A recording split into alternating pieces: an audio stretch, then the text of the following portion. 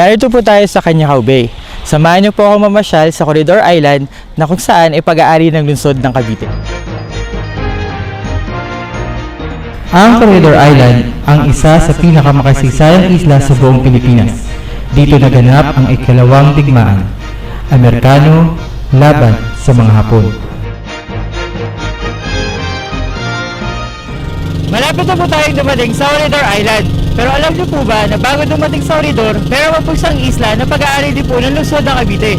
Ito po ang Cagayo Island. Ayun po. Ito ang kauna-una kong pagpunta sa Corridor. Magaang ang aking pakiramdam at sabik ako sa aking makikita. Habang naglalakbay ay napansin ko ang mga maliliit na pulo na pag-aari din pala ng ating lungsod.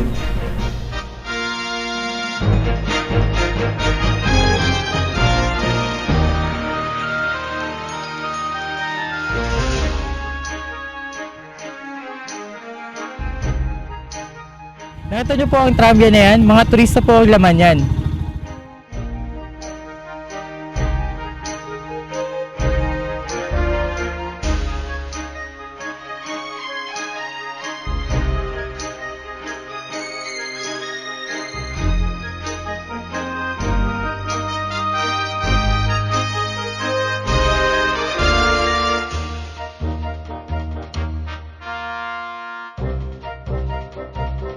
Sa pag-iikot, ito ang mga uri ng sasakyan na ginagamit dito.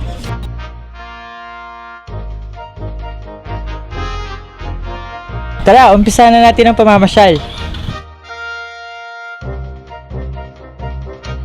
Ito ang admin office ng Corridor. Magandang umaga po, Mr. Benedero. Good morning. Opo. May tanong ko lang po, ilan po bang mga turista ang dumadayo dito taon-taon? Ang turista na dumarating dito taon-taon, minsan 80,000, 90,000, 70,000. Depende kasi sa panahon. Dahil kung minsan medyo may bagyo, hindi natin maiwasan.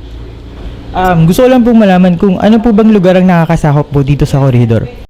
Ang corridor ang nakasakop is Barangay 53-B, Sangli Point, Cavite City. Ng mga panahon ng mga Kastila, iniiwan nila ang kanilang mga galyon sa gitna ng karagatan dahil mababa ang pangpang at gumagamit sila ng Lord sa dock, na ibig sabihin ay maliit na bangka.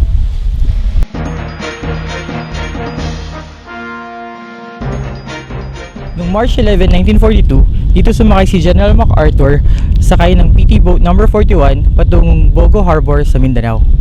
Ito po ang Battery Way. Dito po nakalagay ang mga malalaking kanyon na ginamit ng ikalawang digmaan. Ito po ang pinakamalaking kanyon dito sa Corridor. Nakatutok po siya sa West Philippine Sea dahil noong mga panahon na yun ay nag-aabang siya ng mga barkong pandigma ng mga Hapon. Ito po ang pinakamalaking barracks sa buong mundo noong mga panahon na yun. Naglalaman po siya ng 5,000 sundalo. Minsay natuwa ang may likha, 7,000 Halos ganito ang itsura ng Blue Lagoon Beach Resort na matatagpuan sa Pagudpud, Ilocos Norte, na kahit malayo ay patuloy na dinadayo ng mga turista. Kung maisa sa ayos lang at lalo pang mapapaganda ang lugar na ito, sigurado dadami ang pupuntang mga turista. Kung ito ay mapupunta sa pangangalaga ng ating lungsod, magkakaroon tayo ng dagdag na pondo upang ipantustos sa ating mga programa sa lungsod ng Cavite.